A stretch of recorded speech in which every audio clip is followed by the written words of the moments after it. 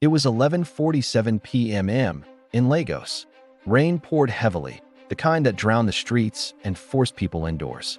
Inside a parked car, a young woman sat quietly, her hands resting on the steering wheel, her eyes fixed on the darkened apartment building in front of her. Her name was Tini Adebayo. She was 29 years old, a media consultant, and a single mother. Tonight, she was waiting for the man she loved. Her phone vibrated. A WhatsApp notification. The sender's name made her smile. Colonel Red Heart, her fiancé. She pressed play. Colonel's voice came through, but it didn't sound like the man she knew. It was shaky, afraid. Tini, if you're hearing this, then I'm already dead. I didn't plan to involve you, but things have gone too far. They know I talked. Please, trust nobody. Not even. The voice note suddenly cut off. At that exact moment, her phone screen went black. Power outage. Across the street, all the lights went out at once. Then she heard it. A car engine starting slowly in the darkness behind her. Fear crawled up her spine. The next morning, Nigeria woke up to breaking news. Political aide found dead in Benin City Hotel. The man was Colonel Adebayo, senior aide to a powerful politician, Chief Kolo Ajayi. Police called it suicide. Tini stared at the television, unable to breathe. Colonel was supposed to see her that night. He was supposed to explain everything. At his burial, powerful men arrived in dark cars. Cameras flashed.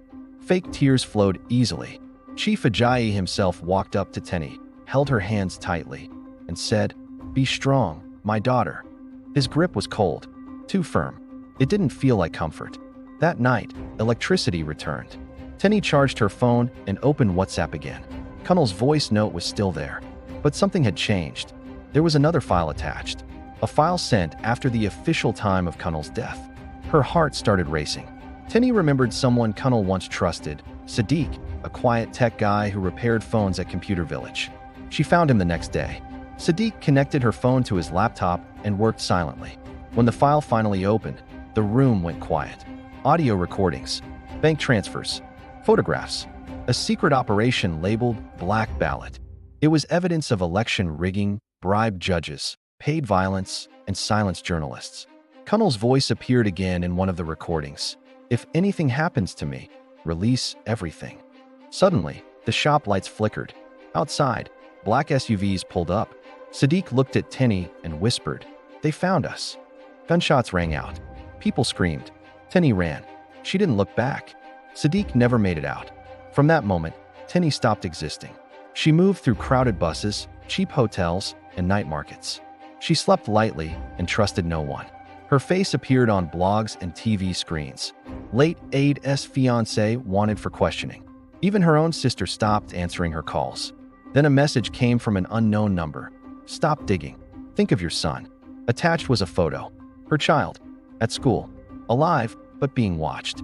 Tini broke down in a public bus, silent tears rolling down her face. Then she remembered Colonel's words. Trust nobody. Except one person. Amaka Okori, a former investigative journalist, disgraced and fired years earlier for publishing a story too dangerous to be true. Colonel once said, "She tells the truth, even when it destroys her." Amaka listened carefully as Tini explained everything. She didn't interrupt. When Tini finished, Amaka sighed and said, "If we release this, you will lose your peace, your safety, maybe even your life. But if we don't, the country loses." They planned to upload the evidence anonymously at midnight. But betrayal came faster than expected. Police stormed the apartment. Someone had sold them out. In the chaos, Amaka was shot. Bleeding heavily, she pushed the flash drive into Tini's hand. "Go," she whispered. "Finish it." Tini escaped. That same night, Chief Ajayi appeared on national television. "Fake news is threatening our democracy," he said calmly. From a cyber cafe, Tini watched him speak. Her hands shook. She uploaded everything and pressed send. By morning, the country exploded. Protests filled the streets. Officials resigned. International media picked up the story.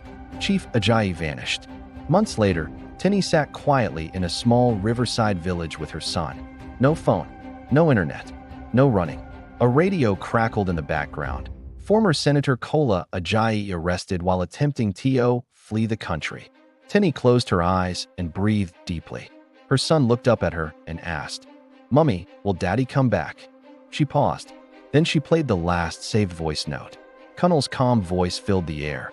If you're hearing this, it means you were brave. I loved you enough to tell the truth. The river flowed quietly, and for the first time in a long while, Tenny smiled.